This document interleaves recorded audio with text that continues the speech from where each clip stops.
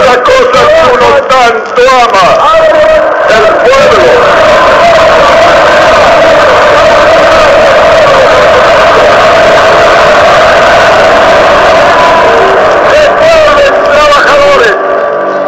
El populismo es un tema que está trending topic dentro del viraje de la política internacional. Ciertamente, ciencias como el periodismo, la sociología y la ciencia política estudian este tipo de fenómenos nacientes en todo el hemisferio. Pero primero y principal cabe preguntarse, ¿qué es el populismo? ¿Dónde nace el populismo? ¿Qué busca el populismo? ¿Realmente el populismo busca instaurar un sistema democrático? ¿O todo lo contrario? Busca introducirse dentro del marco de la institucionalidad y resquebrajar todos los espacios democráticos y políticos con ese Estado de Derecho que debe tener o privar esta nueva forma de gobierno como es la democracia. Pero ¿por qué nace el populismo? ¿Será que la democracia alimenta el populismo o es algo que se retroalimenta? Pero ciertamente los filósofos griegos ya vieron las falencias de la democracia.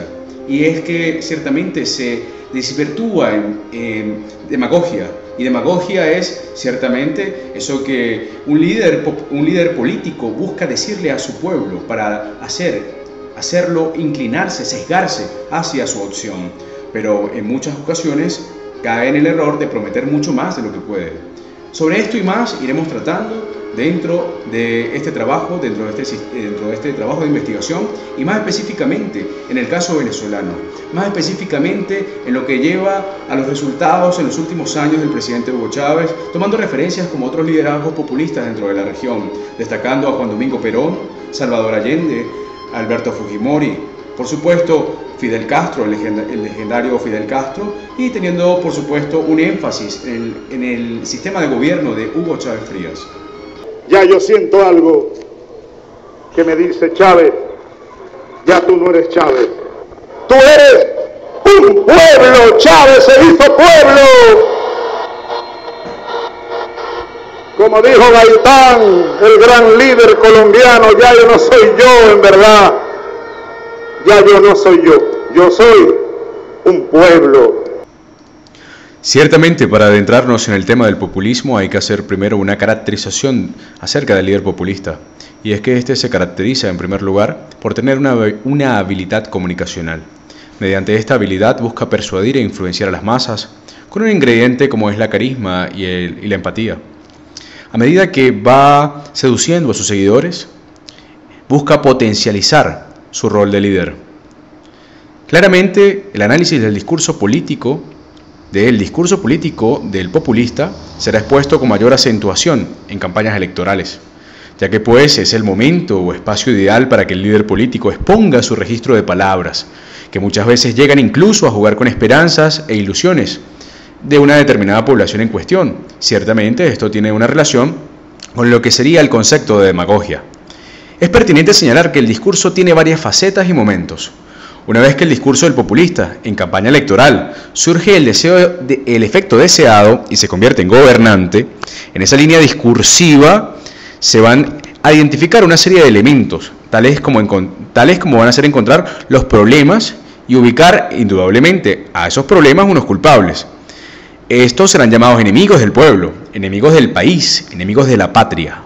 Las intenciones populistas buscan tener una relación estrecha con la población, con arraigados afectos de amistad, cercanía y borrando esas imágenes antiguas de formas de gobierno como la monarquía. Pero es preciso mencionar que la monarquía y el populismo, anacrónicamente, tienen un punto de encuentro. En la manipulación discursiva, es ciertamente la manipulación discursiva, y esto se ve claramente en sus razones de ser o de determinar la dominación. Los reyes dicen ser que son electos por Dios. Por otra parte, vendrán los líderes populistas a decir que su Dios es el pueblo. Prometen fidelidad eterna a su pueblo, además de jurar protegerlo de sus enemigos. En ese sentido, el tratadista argentino Ernesto Laclau, él certifica y afirma que la relación amigo-enemigo está muy bien marcada por parte del líder populista. Es ahí donde el nivel discursivo cumple el primer segmento para ser llamado populista. Pero indudablemente debemos preguntarnos, ¿acaso la única forma de medir un liderazgo populista es solo a nivel de su palabra? Indudablemente que la palabra tiene una estrecha relación con el populismo, pero también se encontró que la forma de gobernar el país, de perpetuarse en el poder, ya que tienden ciertamente estos liderazgos populistas a viciarse los espacios políticos, pues por supuesto que esto representa una no existente separación de poderes. Esto en lo que remite al aspecto jurídico-político. No existe un punto medio en sus políticas internas, tampoco en su relación con la oposición política que lo adversa. En materia de finanzas, las fuerzas vivas de la nación están supeditadas a las políticas económicas del régimen político. En ese sentido, también es importante destacar que existen otros espacios en el que se puede analizar un liderazgo populista, y es que ciertamente el sistema económico de la nación que ellos gobernarán representará una imagen más acerca de qué tan o qué tan menos será populista. Y es ciertamente que un sistema económico se basa en un paternalismo. ¿Cómo se entiende esto? Paternalismo desde el punto de vista, o en clave política, desde el punto de vista político, lo entenderemos como ese padre que debe darle a su pueblo, en este caso en un sentido muy populista, una alimentación, unas dádivas que muchas veces buscan ciertamente una manipulación de masas, que ese será el siguiente espacio por el cual debemos pasar toda esta información para poder determinar si existe un porcentaje aún mayor en ese líder político hacia una corriente populista, hacia este fenómeno populista. Entonces, en ese sentido, tenemos que la dominación de masas es un factor que resulta fundamental para cualquier régimen político, sea esté populista o no, porque, por supuesto, cuando existe o cuando existió el pacto social, se marca que habría unos dominados y habría alguien que iba a dominar. Y empieza a hablarse de una dominación de masas. Para esto es necesario manejar los sistemas educativos, los medios de comunicación, las libertades sociales, los derechos humanos, así como la participación ciudadana, sus políticas de frontera y, por último, pero no menos importante, la capacidad de ingreso económico de los habitantes de una nación, ya que de esta manera podrá saber y entender sus demandas para imponer su voluntad y dirigir a las masas. Vemos que todos estos escalafones cumplen con liderazgos como el expresidente de Venezuela, Hugo Chávez Frías. Debemos comprender que el populismo es la principal estrategia electoral de las organizaciones políticas de nuestros tiempos. En el hemisferio sudamericano, entiéndase que es necesario acuñar el nacimiento de este fenómeno como respuesta originalmente a demandas sociales. Y si viene como una respuesta a demandas sociales, quiere decir que el nacimiento de este fenómeno fue con intenciones positivas. Pero ciertamente hubo una caracterización, una diferenciación a través de las décadas, a través del paso de los años y ciertamente buscando esa revolución que vendría desde las clases sociales más bajas. En el caso de Argentina, experimentó en la década de los 40 y 50 ciertamente un hecho enigmático en la corriente política sudamericana, con la erupción de un liderazgo como el de Juan Domingo Perón, que gobernó la Argentina con un discurso netamente nacionalista. Tenemos el caso de Getúlio Vargas en Brasil, que forma parte de ese primer oleaje de populismo en Latinoamérica. Por otra parte, tenemos los grandes liderazgos que erupcionaron a finales de los años 80, principios de los 90, en el caso del expresidente peruano Alberto Fujimori en Perú, y Hugo Chávez Frías en Venezuela, como lo cita el tratadista Steve Elner. Y a este nuevo concepto de populismo, a esta nueva forma de populismo la llamaremos el neopopulismo. En ese sentido, a través de los años y con el éxito en materia de la revolución de las clases sociales y en desmedro, por supuesto, de la corrupción que existía previamente a todo esto, la doctora Flavia Freidenberg marcará que en su ponencia La tentación populista, ciertamente enfocará lo que representa escoger ser o no ser populista de acuerdo a lo que se ha instaurado como un fenómeno político, y todo esto viene con unas interrogantes y unas respuestas en cuanto a lo que veníamos tratando acerca del sistema económico, acerca del sistema educativo y acerca de las academias y todas esas habilidades que dan a la sociedad. Por otra parte, para el tratadista venezolano Aníbal Romero, el populismo en el caso venezolano expone el porqué de la situación el porqué de esta situación. El tratadista ya explicaba por allá en el año 1992 que no son cosas del azar. Romero previó que la democracia se iba a ver atentada en contra del populismo o en frente del populismo. Dos factores que explican el proceso evolutivo de la democracia venezolana sin duda serán el petróleo y el populismo. ¿Esto por qué? Porque ciertamente el petróleo ha marcado un antes y un después en la forma de pensar de los venezolanos, seamos de los años 90 o seamos de los años 80 o 70. Ciertamente el petróleo nos ha hecho creer en la posibilidad de creer aceleradamente o de crecer aceleradamente, y que el populismo ha determinado indudablemente la forma de ser de los venezolanos. Claramente todo esto en desmedro de potencialidades desde la academia, puesto que no hay un escalafón que siga una materia hacia la cúspide de una sociedad, y esto se medirá ciertamente en su cultura política, en su cultura ciudadana. En esa línea es importante destacar que todo esto en desmedro de la libertad, en desmedro de la legalidad, se marca que hay un problema psicológico de buscar tener un líder mesiánico. Y ciertamente el mesianismo, el paternalismo, la demagogia y el populismo se encuentran todos dentro del escalafón. Ciertamente, mencionado el ya modelo populista será erradicado de nuestros sistemas cuando acudamos a la educación necesaria para superar este problema psicológico de la necesidad de tener un líder paternalista. En ese sentido, se evidencian que no tienen términos medios, polarizan el discurso, rechazan el pluralismo, se dificulta la convivencia y la autonomía de las instituciones democráticas. Para el discurso populista es vital buscar un enemigo que en tiempos de crisis sea el culpable de todas las calamidades, como diría Laclau. Mediante el discurso, el líder populista manipula a las masas, juega con la necesidad de sus pueblos. El general Perón tuvo un elemento en su discurso importantísimo, también como sería Fidel Castro en Cuba o Salvador Allende, pero esto acompañado también en el caso chileno por las audaces políticas en contra del monopolio minero de la ITT. Recuerda Freidenberg que en la década de los 90, como veníamos acotando, nace una nueva ola populista, como lo marca en su libro, desgrega o relaciona a Evo Morales, Rafael Correa, Daniel Ortega, los esposos Kirchner en Argentina, Da Silva y Dilma Rousseff en Brasil, además de Nicolás Maduro aunado a Hugo Chávez en Venezuela.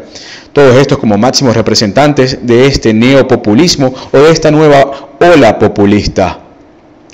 Hablando de tantos criterios o de tantos sinónimos o de tantas palabras que pudieran tener una relación con populismo, encontramos que no existe una definición consensuada o completa para este síndrome que abarca muchas realidades temporales, tanto como especiales. La definición de populismo, según el diccionario de María Moliner, es la doctrina política que pretende defender los intereses de la gente corriente, a veces demagógicamente.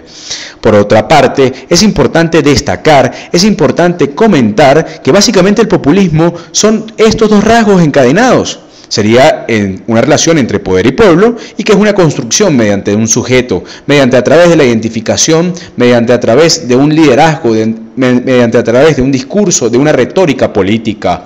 Por su parte, Hugo Chávez, mientras fue gobierno, formó parte de una Venezuela que gobernó durante casi 20 años, promovió un populismo de izquierda que parecía estar concebido para salvar la democracia. El futuro de Venezuela es una advertencia, decían algunos tratadistas, pues el populismo es un camino que al principio puede lucir como una democracia. Además, una vez pasado el tiempo, la ola de furor populista que ayudó a Chávez a asumir el poder en el 98, le dio en el 2004 por allá un respaldarazo para meter mano en el TSJ. Determinó una petición, además del propio Chávez, a través del TSJ y de este nuevo renovado Tribunal Supremo de Justicia. Casmut, el politólogo holandés, escribió una columna para el 2015 en The Guardian, que el populismo es una respuesta democrática no liberal al liberalismo no democrático. Además encontramos que Weyland escribió que líderes como Chávez arraigan su autoridad en la promesa de defender la voluntad popular. Ciertamente, en este sentido, cabe destacar que existen liderazgos populistas porque hay seguidores populistas. Eso con muchísima certera, como lo acota Weyland, puesto que Chávez, o como lo acota Steve Elner, puesto que Chávez y Fujimori, por ejemplo, fueron líderes populistas, pero ellos no estuvieron solos. Tenían un respaldo popular y sobre la base de ese respaldo popular es donde viene el populismo o el líder populista a instaurarse en el poder en desencadenar una serie de posturas y políticas internas para romper con el marco institucional y perpetuarse en el poder. Ciertamente este es el objetivo principal de este trabajo, buscar generar un poco más de conciencia social, de conciencia política para saber escoger a nuestros gobernantes. Y en ese sentido iremos con nuestra conclusión. Y es que Tom Pepinski, un politólogo de la Universidad de Cornell, ha argumentado que el autoritarismo es una consecuencia no contemplada de factores estructurales. Ciertamente cabe destacar que el populismo no se refiere a izquierdas o derechas, no es una batalla de filosofías, no es una batalla de corrientes filosóficas, de corrientes políticas. Encontramos líderes de izquierda que son populistas, como líderes de derecha que también lo son. Además de todo esto, es importante destacar que mediante nuevos liderazgos populistas que buscan llegar al poder por medio de esta estrategia electoral, también hay que tener una conciencia o una separación de poderes. Tenemos el caso italiano. Por ejemplo, Silvio Berlusconi dejó el cargo con una lluvia de cargos de corrupción, pero con la democracia del país intacta. Pero casi nunca es obvio qué camino tomará un país que elige un liderazgo de este tipo. Para cerrar con nuestro video, con nuestra investigación, daremos unas interrogantes. Y la recomendación más importante, según los expertos en la estrategia frente al populismo, es que los partidos tradicionales no caigan en la tentación de apropiarse de posiciones populistas. Conviene tener en cuenta que ordinariamente el éxito de los políticos y los partidos no lo deciden solamente las vinculaciones ideológicas. Se elige de nuevo sobre resolver problemas y promesas poco realistas, porque si no caeríamos en un pozo común y seríamos nuevamente propagandistas de un liderazgo populista que a la larga no dará una solución. La mejor estrategia sería que los partidos establecidos intentaran afrontar los problemas políticamente relevantes con soluciones adecuadas, con soluciones logrables y siempre de la mano de la colectividad para lograr una participación ciudadana en materia de políticas públicas. Por último, pero no menos importante, es una forma de contrarrestar el fenómeno populista, es cambiando los esquemas mentales de las personas, pues solo de esta manera se podrá cumplir o desarrollar mediante la educación para obtener criterios propios como cada ser humano, así como una cultura política que dé como resultado una optimización de esos resultados. Muchísimas gracias.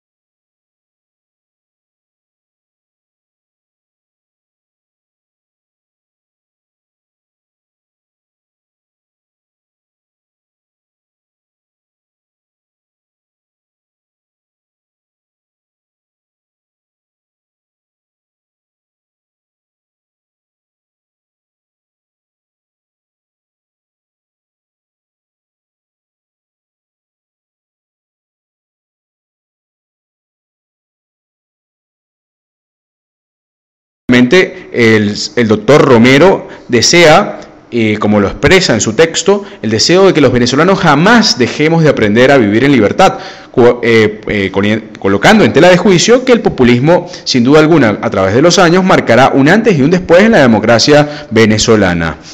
Por otra parte, tenemos que marcar que garantizar que un gobierno Mucho tiempo. No. Muchísimo tiempo. No, chamo, pero usted no me puede hacer eso, ¿no? Muchísimo tiempo, varón. No, pero tiene que concentrarse, marico. Yo estoy concentradísimo. Pero no, muchísimo tiempo. ¿Cuánto lleva? No, chamo. Pero dígame. Lleva 15 minutos hablando. Mucho tiempo, chamo. Mírese. Ponga el bicho. Muchísimo tiempo, ¿no? Todo eso lo voy a reforzar con qué, con demasiado. 9 minutos. No lleva ni 10.